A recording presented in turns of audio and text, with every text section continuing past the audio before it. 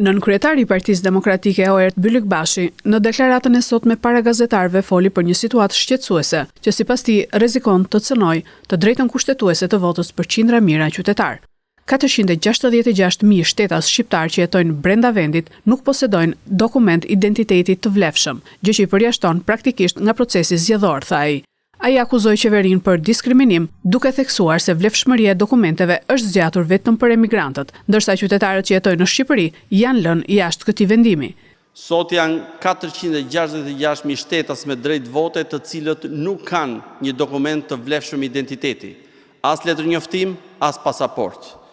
Qeveria shqiptare zgjati vlefshmërinë vetëm për zgjedhësit që jetojnë jashtë Shqipërisë, duke diskriminuar ata që janë në Shqipëri. Ky diskriminim është antikushtetues dhe rrezikon të drejtën e votës të këtyre 466.000 shtetasve që banojnë në Shqipëri dhe 11 maj duan të votojnë të shprehin të drejtën e tyre kushtetuese.